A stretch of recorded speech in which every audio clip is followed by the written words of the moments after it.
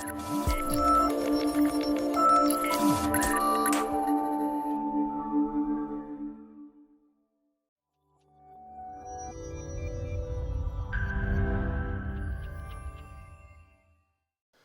a pleasure to be here. Cushman Wakefield's pleased to be a sponsor here at the conference for the first time.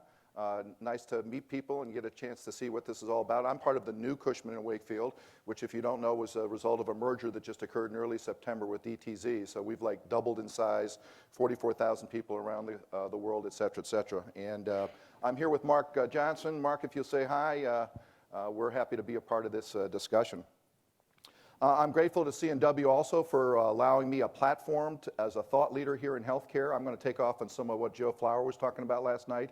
As you might have guessed from my last question last night, so we have a few things to talk about. But there's a lot going on in healthcare, obviously, and we're honored to sort of set the stage here this morning in terms of what's going on and what we could do smarter. I think our consensus is everything. Any questions? We're done? Okay, all right. For the record, I'm a healthcare guy. I've been in healthcare for over 30 years.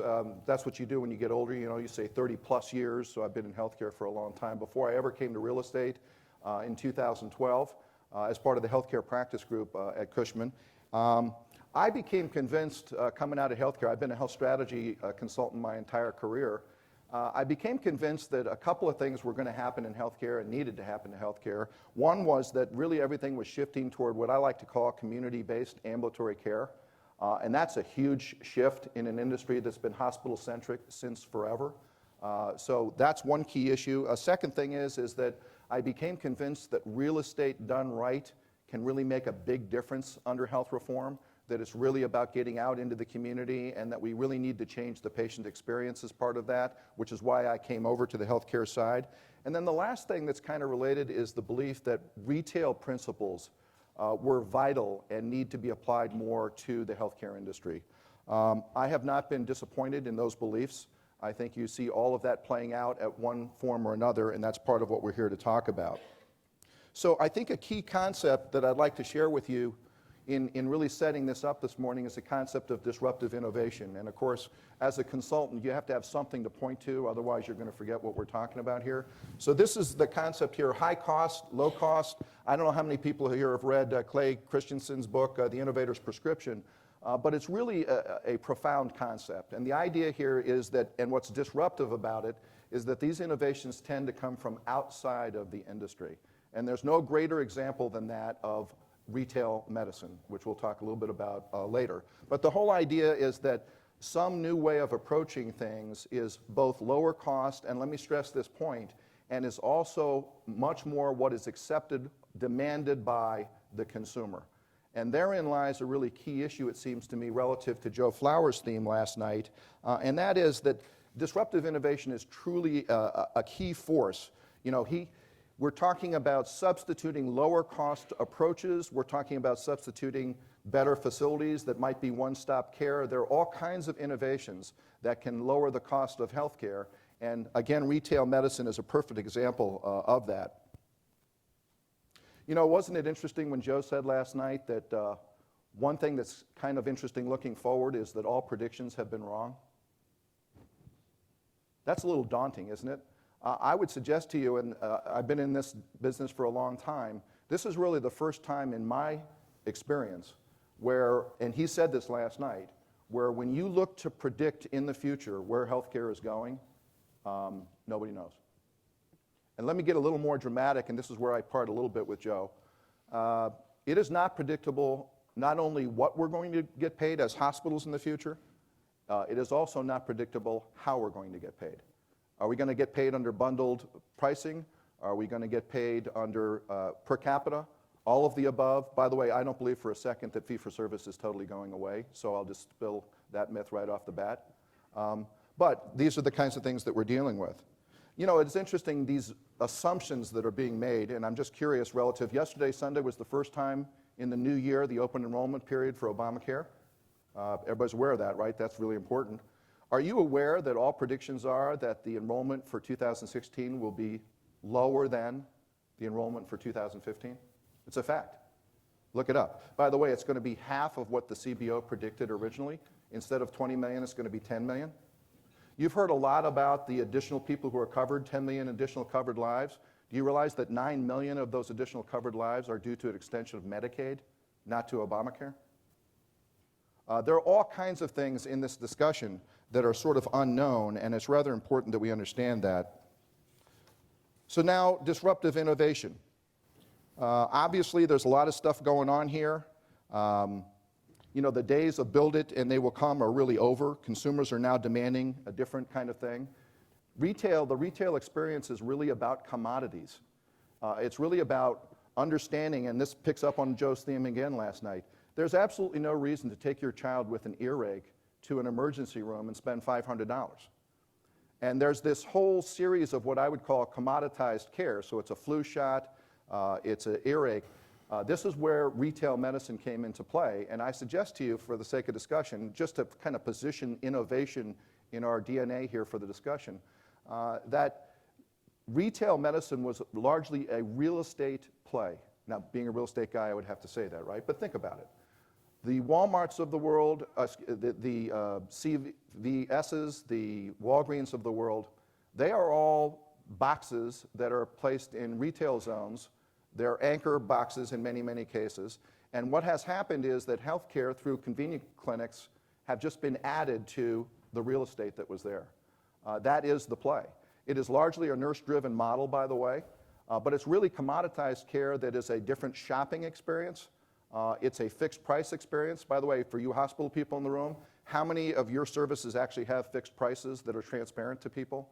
So retail is a totally different mindset, and one that I submit that we are moving toward quickly. Now, you know, there are lots of other disruptive innovations we could talk about. I could wax academic and talk about hospitalists. I mentioned observation days last night, which I think is a disruptive innovation. Bundle payments are itself a disruptive innovation. The shift toward a value-based model that Joe talked about, that is itself a disruptive innovation. New branding, innovation, innovative partnering, and then healthy design, which my friend Dr. Whitney Gray will be talking about a little later today. These are all important innovations.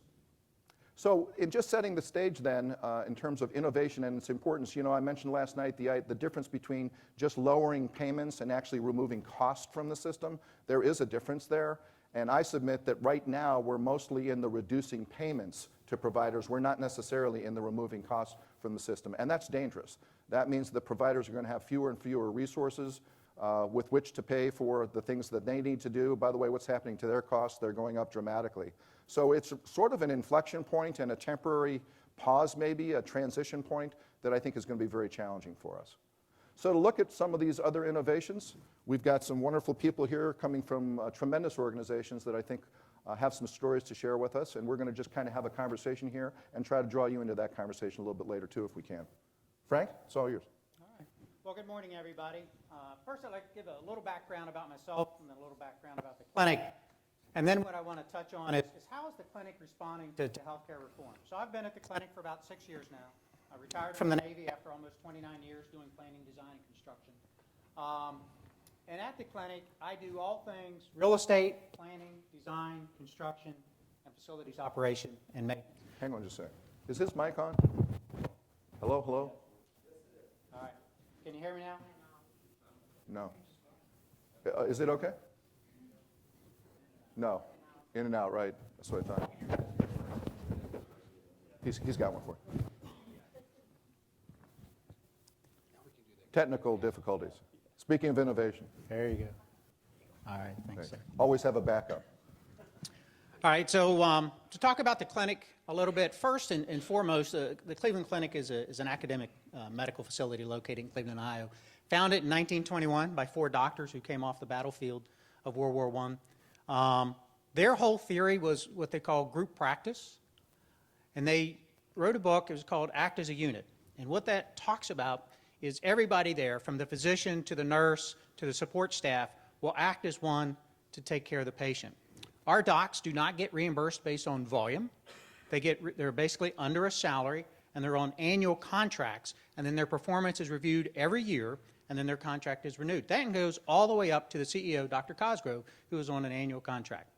Now, the clinic's quite large. I think people underestimate how large the clinic is. We're located, again, in Cleveland, Ohio. The main campus has over 1,000 beds, but we have 8 regional hospitals in Northeast Ohio, 16 family health centers. We have a hospital in Weston, Florida, an outpatient facility in Vegas that focuses on Alzheimer's, a facility in Toronto, and we have a facility in Abu Dhabi. All told, 32 million square feet, 200 sites across the system. When you look at the Affordable Care Act, and you heard some of the stuff that Scott said and some of the stuff that Mr. Flowers said last night, there's a couple key drivers that the clinic has had to respond to as like every other system. One is Medicare reimbursement will be reduced by $415 billion between now and 2022. By the way, we're only through about $121 billion of that so far, more to come. Yeah, so and if you take a look at the clinic's income, over 50% of our revenue comes from Medicare reimbursement. So they're going to take $415 billion out of that. So there's a driver, there's an impetus there for the clinic to examine its costs. The second is, as we go from volume-based care to value-based care, your reimbursement will be based on that value. So you heard Joe Flowers talk about Mr. Porter's theory on value is quality over cost, and in quality as measured by the patient. The way we measure quality is obviously is outcomes, but how the Affordable Care Act measures it, they have gone from 10 quality measures in 2005 to now there's 115 different quality measures that are applied to all the healthcare systems across the country, and then that impacts your reimbursement. So if you fail to meet certain levels within the quality, is your Medicare reimbursement is deducted, is reduced. Additionally, patient experience, which is a topic that I think will be talked about later on today, is the HCAP scores, and I assume you all know what HCAP scores and what those categories are and what you can do to affect them. If your HCAP scores begin to drop, your reimbursement is reduced. You heard Scott talk about healthcare, retail, real estate, etc. Today's populace, the millennials coming up, really do want it now, and they want it close to them. So when the clinic looked at all of these things going on in healthcare, we responded with a 3-pronged strategy. That strategy is access, quality, and affordability. So I'm going to focus on 2 things, access and affordability. So under access, years and years ago, as you can imagine, everybody built the hospital, and I think the note was, build it and they shall come, and it was a community hospital. Hospitals are expensive to operate. Hospitals actually, if you take a look at the bed inventory, and we'll just talk about Northeast Ohio in general, the hospitals are a thing of the past in the fact that there are over 4,000 extra beds in Northeast Ohio. Northeast Ohio is overbedded. And so as healthcare reform forces us to go from an inpatient model to an outpatient model, and the clinic saw this coming, what we started to do 5 or 6 years ago was to build these family health centers out on the peripheral of our main campus. And these health centers included EDs, ASCs, and then the Family Health Center. That was kind of our first move. Our second move was, well, what's next down the list? What provides the next most access? And so we started building smaller family health centers, but without the ASC, without the ED. Hey Frank, just an interruption real quick.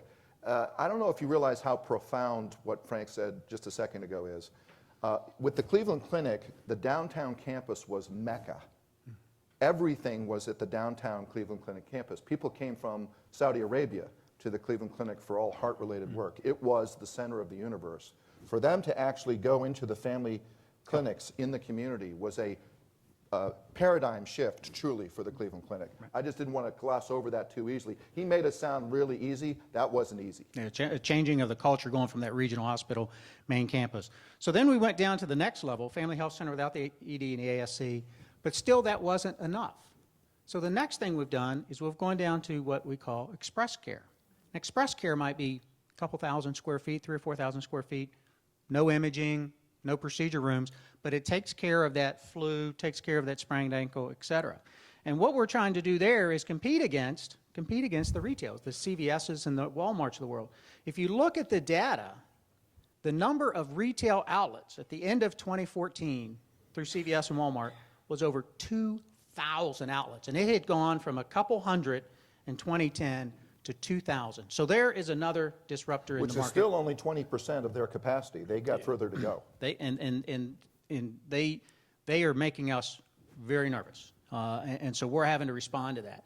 So to go even further, watching these retail outlets, we entered into a deal with Rite Aid, so now soon to be Walgreens. How many of you have ever heard of HealthSpot? Okay, I encourage you to just write it down, Google HealthSpot, and if you want to do Google HealthSpot Cleveland Clinic.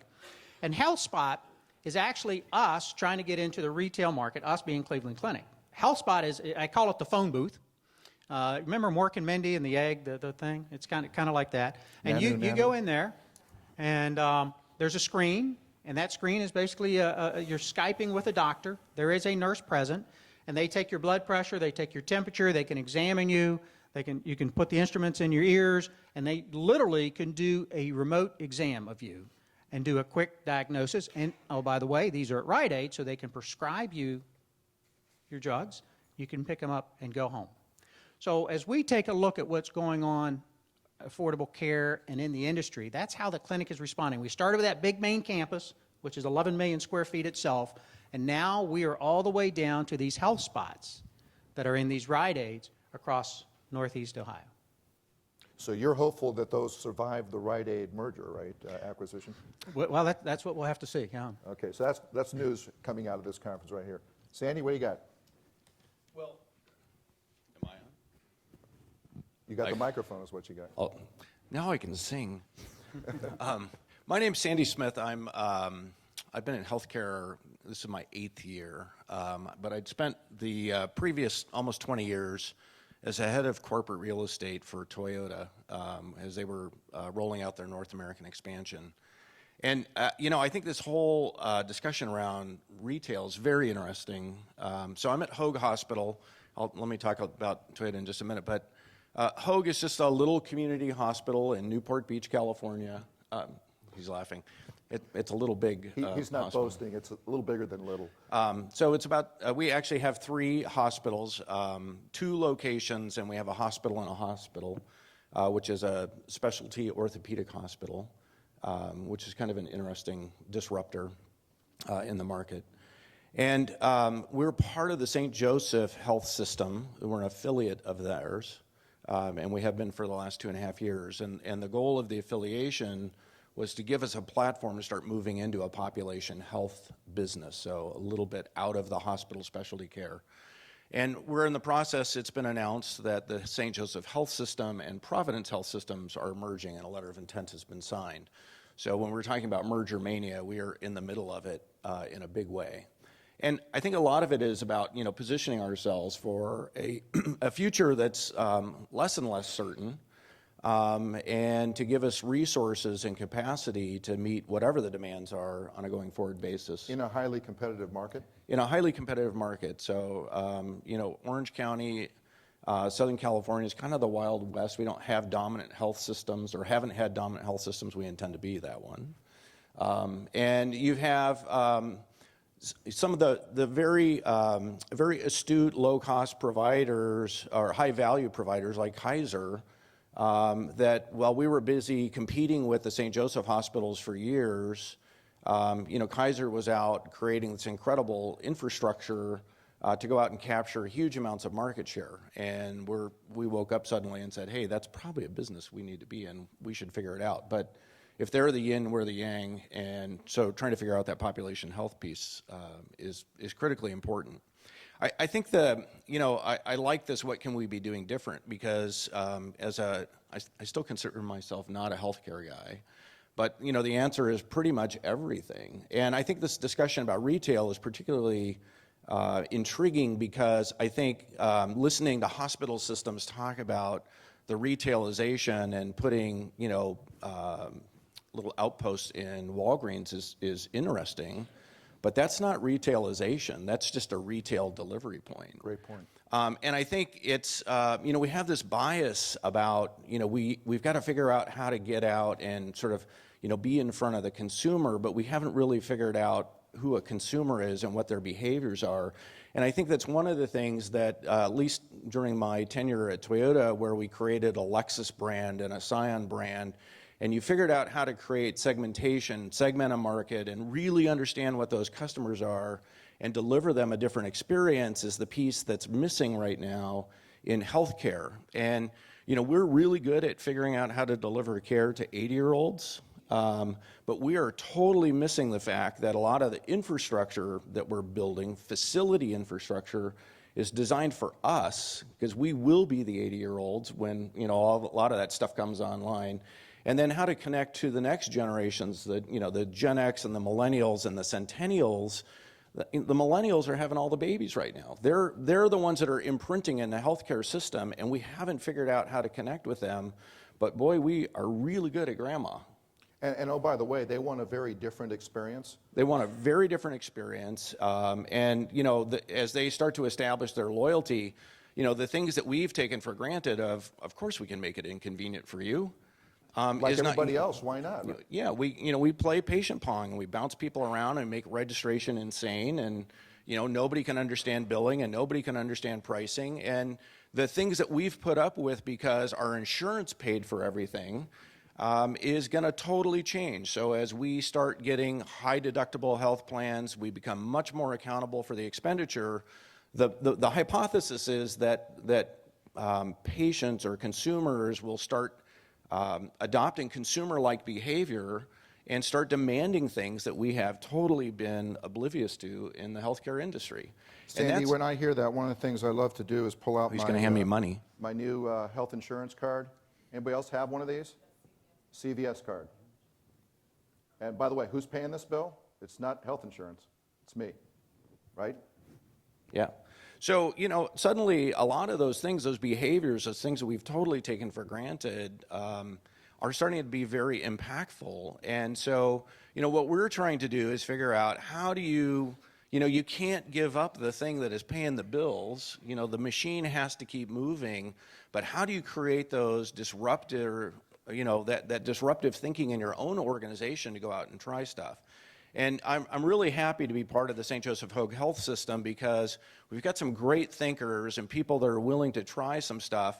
And honestly, when you sit in I'm a senior vice president, I get to sit in most of the board meetings, and you listen to the boards talk, they don't get it either.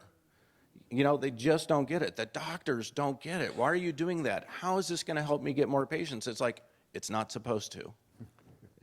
That's the goal. Well, then why are we doing it? Because that's been the business. And this transformation, I think, is really profound. And I would say the one prediction that I feel pretty confident about making is we've got to figure out how to take about 50% out of the cost of healthcare, and we've got to figure out either the health systems or somebody other than the health systems about how to engage in consumer behavior that consumers are going to want, or we'll be the Oldsmobile in the car industry, right?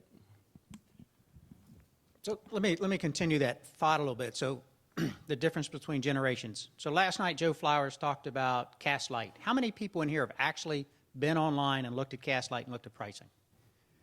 Right. I gave a brief to a Colliers group here about 2 weeks ago, and the answer was about the same. Like one hand went up out of 200. Yet, if you go on Castlight, there are 15 web pages like Castlight that allows you to exercise consumerism in selecting where you get your health care.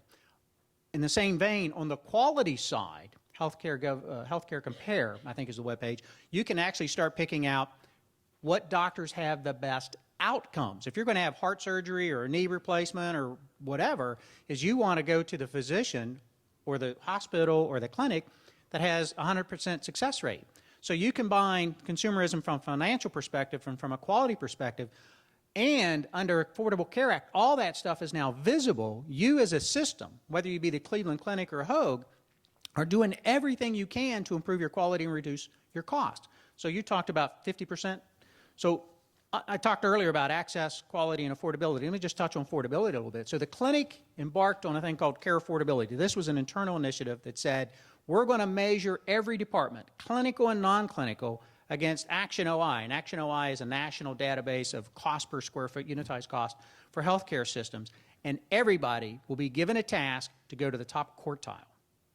So for me, as a facilities guy, that equated to taking $37 million a year out of my operating budget, a year, and I had 3 years to get there. So we're about 2/3 of the way there. It is a Herculean effort, but it starts getting to the point you have to be very, very careful, because where's that slippery slope? Where's the line where you take too much cost out of the facilities and you introduce unacceptable and unnecessary risk? And that's where us as leaders have to figure that out. But the pressure on the systems is tremendous today, so we have to innovate. We have to find cheaper real estate solutions. We have to find different real estate solutions. We have to find solutions that don't require real estate. So I think that's the challenge that's facing us. And as I look across the audience, and some of you guys are real estate guys and some are vendors and et cetera, is what can you do to help us take 25% out of our cost per square foot for operation and maintenance of a facility? So I wanted to maybe bring Robin into the discussion a little bit, even though she's not here, because I do think that what Walgreens is doing is really critical. And you heard that the clinic views that as competition, but they've added that channel to their offerings, which I think is really critical. Sandy pointed out something that isn't necessarily retailization, but that is offering that site, which is important. Well, you should know too, and if Robin was here, I think she'd be sharing this with it. I know she would be. They're actually dramatically changing their model. It's okay for convenient care relative to the commodities we were talking about, and something I neglected to mention was, it doesn't really matter when you have a commodity who does the service. We're not talking open heart surgery here. We're talking about looking in a child's ear. We're talking about giving them a flu shot. That doesn't matter who gives it. Even the millennials don't care who gives it. And so the other thing about the millennials, unlike the boomers of where we are 10,000 boomers a day, becoming 65, they expect a very different experience, as our parents did, by the way, than the millennials do. The millennials want it where they are at the time that they are, in the fashion that they want it. So when they're shopping, that's where they want to get their care, et cetera. But the model that's changing for Walgreens is that as they venture more into higher level primary care and notably chronic care, which drives 80% of the costs in the system right now, it's more of a physician-driven model. And that physician-driven model is really foreign to the retailers. They're really getting into what we would call the dark side. And so in doing that, I think Walgreens is being very smart. They're only doing that through local providers. And so the first example of that is actually with Providence Health System in Seattle.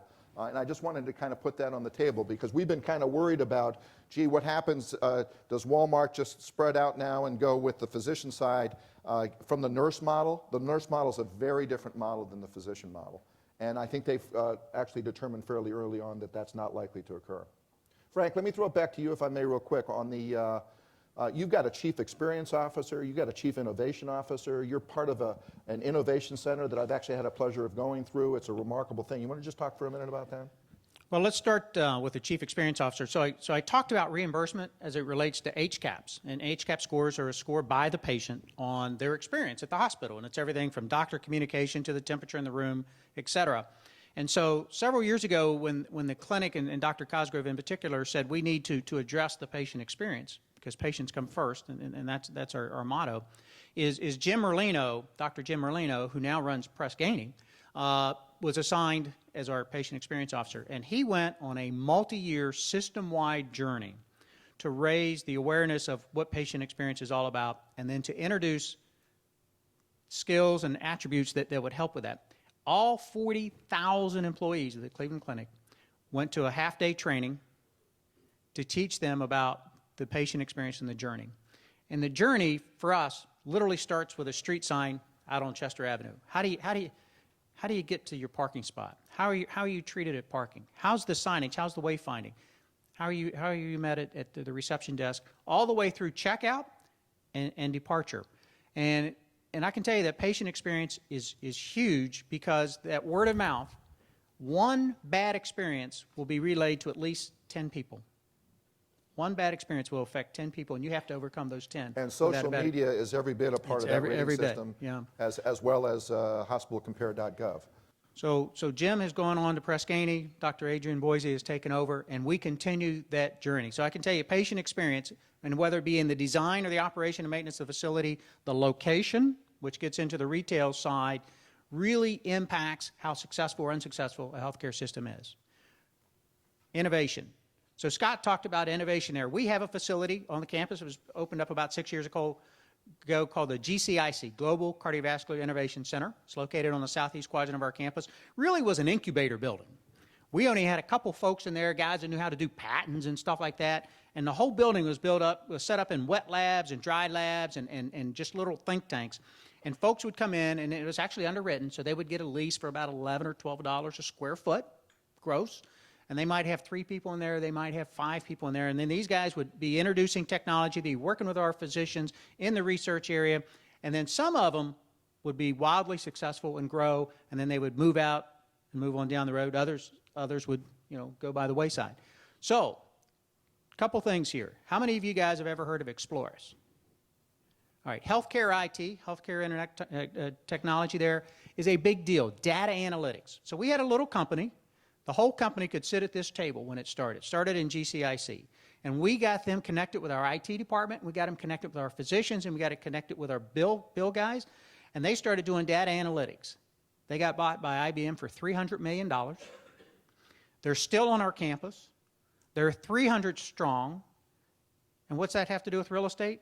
I am now submitting an RFP to build a whole building for them to stay on our campus so that they can grow. And IBM Watson, and we're linked to IBM Watson because Watson's going to medical school at the clinic, is, True story. just to toss that in. And so that's where the real estate and the innovation part come out. Another one that we're working on, and this one was homegrown inside the clinic, and hopefully will then go outside, is our director of clinical engineering is a PhD, he's an electrical engineer. His dad was the director of clinical engineering for the clinic for hundreds of years, it seemed like. And this guy came up with a way, he manages all the floors and everything like that on the equipment, and he realized how exposed our floors are, the ICUs are at night because of the lack of intensivists. And so he said, well, what if we remotely monitor all of these patients?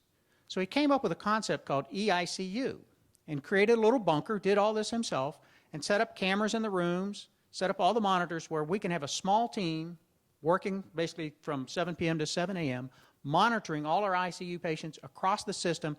And what they do is that the camera is such of high quality, they can literally zoom in and look at a person's eyeball. They're tracking all their stuff, and then they set parameters because my blood pressure may be normal, but Scott's may be high, but for him that's normal. So they reset all the parameters on each patient, so the alarm only goes off when that patient gets outside of what the parameters are for that patient. And it allows about 5 people to monitor several hospitals across the system.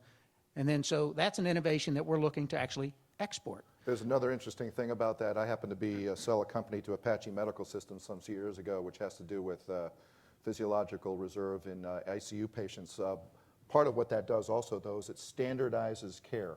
What happened before in the intensive care unit was that each intensivist had sort of different standards and monitored different things. Now when you've got one group monitoring that for the entire thing, everything gets standardized. So it's a significant upgrade in quality as well. Yeah. So there's 2 other things I just want to touch on real quick, and then I'll turn it back over to Scott. Quickly. I'm sorry. All right, same-day appointments. We talked about access. We now do over 1 million same-day appointments each year. 1 million, which is you call up today, I'll get you an appointment today. It may not be exactly in your neighborhood, but if you want it today, I can find you somewhere in the system. The second one is to reduce cost, shared appointments. Some of these chronic diseases, you don't need to see a doctor. You need coaching. You need somebody to just check on you. You need somebody to give you a shove. You need somebody to kind of listen to you a little bit and provide you feedback. So we are doing, the last time I checked, over 1,000 same-day or shared appointments per year in the clinic. And then a shared appointment might be 20 people in the room with one doc, and that reduces the cost. I forgot to say in retail medicine, by the way, that's strictly walk-in care. Another point that you might not have considered. And by the way, a recent study said that 40% of people who recently received retail medicine, by the way, patients really like retail medicine, highly accepted. They went there for a reason other than to actually get medical care. And so while they were buying their shampoo or picking up their prescription, they also decided to go ahead and have that whatever. Sandy, let's come to you. I need some shampoo, and I think I'll get a flu shot today. So I think this is a really interesting discussion because again, it strikes me as an industry struggling to figure out what's important. We talk about same-day appointment. By the way, is it possible that the patient might actually help them figure that out? Probably not in the short term because we're not asking them. We're not listening. I don't think we're even asking them. Much less. We think we do. We assemble panels of people and ask them some questions. But Actually, I thought it was that I was a patient once, so I know the answer. I don't have to ask anybody that. oh, that's yeah. I got sick once. This was my experience. Yeah. There you go. But when as an industry, when we're applauding ourselves for giving people access on the day that they're sick to care, it's like, oh, it's kind of messed up. I'm not sure that's innovation. I think that's like the starting point. I think it's also interesting. We have lots of these obscure measuring, yardsticks like Press Ganey. How many people here know what Press Ganey is? All the hospital people do.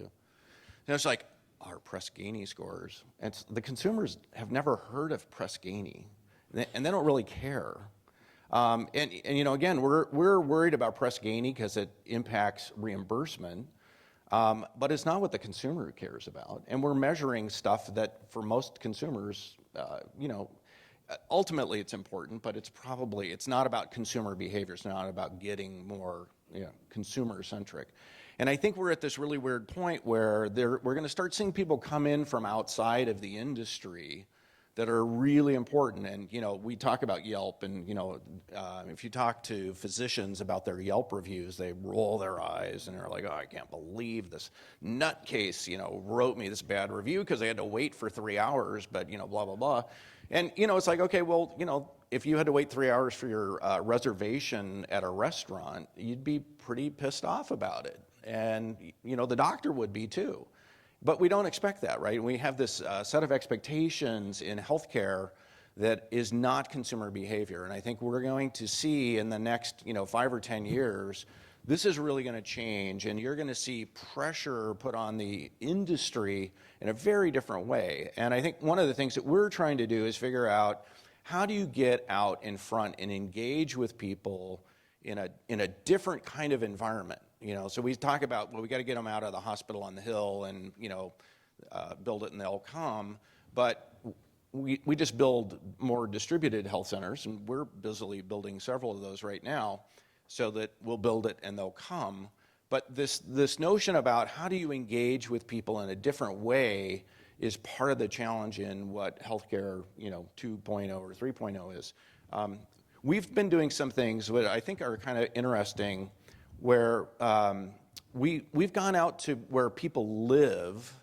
And in Orange County, we have kind of a unique environment there. We have a landowner that controls a sizable part of the market. It has control over about 80,000 acres of land, Irvine, Newport Beach, and Tustin. And they're building huge amounts of high-density apartment complexes. So we partnered with them and took over one of their old leasing offices and put in a little wellness corner into their apartment community. And, honestly, it has a little clinic piece in it, so you can get same-day appointments and walk in. We can do Botox, we can do massage therapy. And then we brought in a fitness partner to manage all the fitness programs in the apartment community.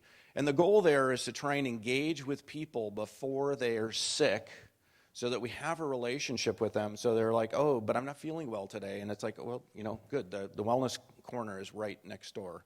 And honestly, it hasn't been the runaway success that we expected, because we're open from, 8 to 6. And the people are at work from 8 to 6. We see a fair amount of babies and stuff there, but, we've got to figure out if that's the environment in a residential community, how do we even adjust and staff to the hours that people expect? And, you go to your grocery store, you expect them to be open when you're, through with work, so you can buy something on the way home. We haven't quite figured that out. Wow, that was good. We've been working with the same developer in putting in these corporate wellness centers. So this is in a multi-building, multi-tenant office park It's probably about 1 million square feet of office space. And the importance of that, in part at least, is that you're going direct to the buyer, the employer now, potentially, in that offering, right? Yeah, this is kind of a hybrid here because we put the point in. This is a 1,000 square foot clinic in an office. So I can build a lot of 1,000 square foot clinics for the price of a hospital bed. And what it allows us to do is, if people show up at work and they're not feeling well, they can come downstairs and they can call and get an appointment right there, come down, and we can see them. And we're connected with telemedicine back into the network. And again, we can do all kinds of different services here besides just flu shot clinics. But this gives us a platform to do blood drives. It gives us a platform to do flu management, and it gives us the opportunity to go out and talk directly to the employers about managing their employees' population, health. So a different kind of environment. And then with one of the larger employers in the market, which is Western Digital, they make hard drives. You probably have one in one of your computers. They have 1,000, 1,500 employees at a location where our corporate offices are, and we have a little wellness corner there where we manage our employees' health and population. And we've engaged in a risk-based model with them to manage all of their employees' health. And this is a shared savings kind of model where we're engaged directly with their human resources team. They know exactly what their healthcare spend is. And we're trying to bend that curve. And if we can do it, then we'll get a share of that savings. So it's a risk-based model. But this has everything from psychological counseling services, physical therapy. We have a physician on staff. There's a physician model. It could expand to dental, and it could expand to fitness. But we think this is a really interesting, for large employers, a different kind of model for us to be in. And I think it's a really exciting time, but it gets you so close to the customer that you really can tell what they want. And one of the things that Western Digital wanted, they wanted to be paperless. And you should have seen the terror come over the organization's eyes, because we talk about all this great technology, but to make it paperless, and they meant paperless, we had to find a partner, we had to create a new app, we had to find a way to do it, because again, they're millennial employees. They don't want to fill out a bunch of forms every time they show up for an appointment. And it's completely different mindset. And we hope to take that learning back into the system, so as we are working on the retailization, the stuff that we're going to deliver out there, we can do it in a different way.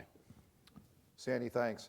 I've got tons more questions, but how about we give you guys a chance to ask some questions? We'll be sure and repeat it if we do, and we got a mic coming up here. But I don't want to lose this great panel. I'll give you a chance to ask them some questions. Yes, please. Coming to you. Let me bring you the microphone. I heard a lot about discussion around innovation, and from what I've been hearing, it sounds more around, I think it was categorized as sustained innovation and not so much disruptive. And when I say that, I think about Uber. Uber almost has a market cap that's that of Ford Motor Company, and they came to that point in 5 years. Airbnb, the hoteling system that's now, I think, almost the same level is Marriott as far as market capitalization is concerned. So my concern is, or my thought is, for healthcare, there's probably hundreds of innovators, entrepreneurs out there trying to hack into the next disruptive technology. So my question is Uber for healthcare, right? Uber for healthcare. So how are you equipping yourselves? Let's say that you have all of a sudden a 25% reduction in beds to your facilities by some disruptor coming into the marketplace. You don't have to make that hypothetical. That's observation days happening through CMS right now in healthcare. That's real. How have you adjusted? Now I'm having troubles. Yeah, so Brian, that's a hard question to answer, because sometimes, facilities move, it's measured in decades, either the new construction or the divestiture of a facility. So we've actually experienced this twice. We closed a hospital and replaced it with a family health center in East Cleveland, a very emotional event for East Cleveland, because folks had been there. It was one of the trauma centers for Cleveland. We collapsed that into Metro Health. We have one trauma center. But the hospital was sitting empty. But it took a while, and our challenge was getting the community to understand that hospital was on a decline, and that the physicians were seeing so few patients in the ORs and the ED that they were losing their proficiency, and it was actually introducing a risk. And it was hard to get folks to understand is we're going to close the hospital, replace it with a family health center. We have proposed doing the same thing in Lakewood. We have been caught in a legal quagmire for the very same reason, the emotion of the hospital. We had 2 outside consultants come in and say, you need to close this hospital. There is no need for these beds. The demographics have moved west, and in fact, we're building a new bed tower, but it's about 20 miles to the west because the population has moved out to Lorain County. Our strategy guys are very good at doing data analytics, looking at the demographics of the community, looking at the care paths, looking at the community-based needs and stuff, and saying, here's the services we should have. So when we design and build buildings from now on, everybody is saying is you need to be able to repurpose this facility at the least cost in the shortest amount of time possible. And all the beds will be universal beds where you can ramp up ICU beds or you ramp them down to med-surg beds. So let me just add to that, if I may. You're going to hear a little bit later in the conversation from some folks from Carolinas Healthcare about some new designs relative to much smaller footprint hospitals that are much more responsive in that regard. Sort of an MOB with beds is kind of the way I look at it, and so stay tuned for that, but that's a good example of that. Other questions? One more. Real quick story. Can you hear me in the back? So February, I've got a family member that starts having seizures. And we go to the docs here locally. They're tapped out. I've got to go. And this person doesn't have insurance. Or this patient doesn't have insurance. Got to go to San Antonio to a neurologist. We go down there. We have an MRI done. We have a spinal tap done. We have blood work done. We review the MRI during that day. The results are read 2 weeks later by other specialists. No insurance. What was the bill? Guess? 25. $2,200. Ooh. The patient's tail wagged on the way in. The patient's tail wagged on the way out. My dog. But I can get in and out of my vet as easy as anything. And, you know, we had coverage. The specialty work was sent to Texas A&M, and it worked. And I listened to all this and go, how hard is all this when I can go get my dog treated to that level in one day? It's amazing. Cool. Cool. Thank you.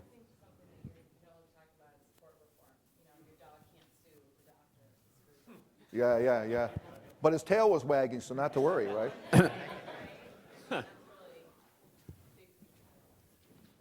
Mike, we're almost out of time. I'm noticing one more question in the back, if we got it. We have time for one more question.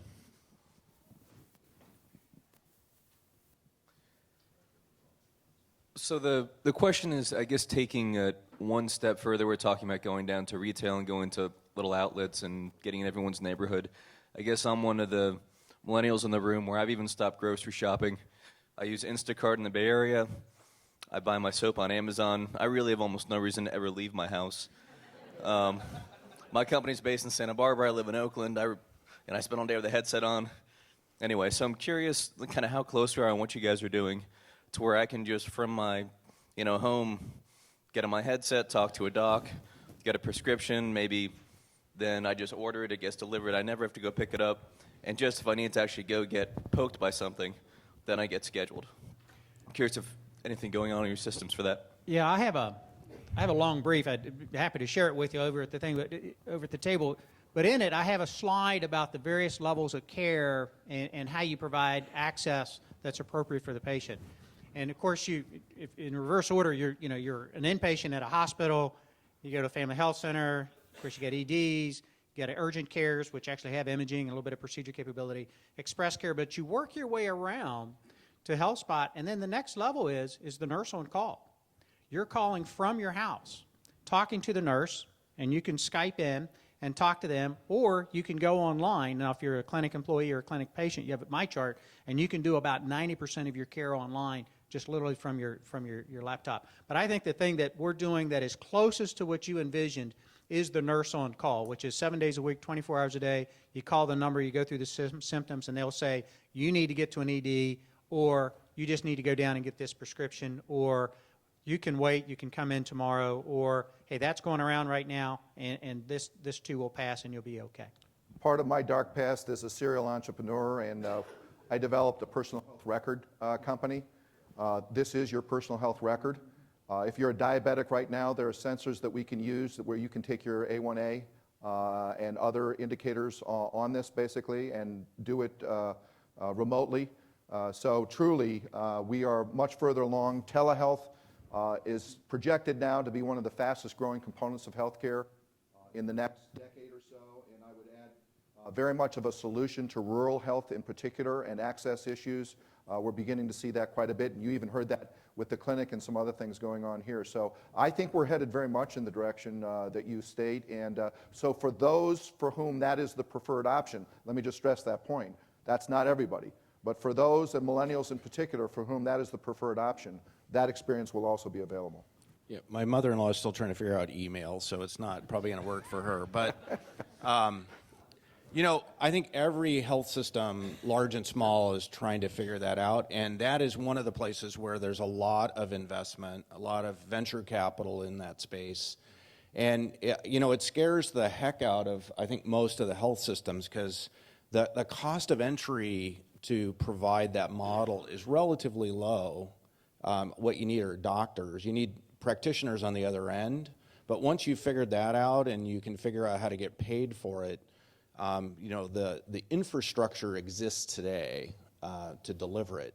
And so I think what you'll see is a lot of those companies pop up and be acquired by health systems, again, sort of merger mania. But I think it's one of the things that has most of the boards, at least, very concerned about, you know, in this environment where you have these things popping up, you know, do we have the right people even thinking about it? Is it a control strategy or is it a business opportunity strategy? So right now, it's sort of like, you know, how do you control the disruption? But we haven't really figured out how to get it incorporated into the business. It's sort of like, you know, we're at the zoo and we're looking through the, you know, the bars of the cage. But it's one of those things that we've got to really figure out because we're going to likely lose an entire generation if we don't.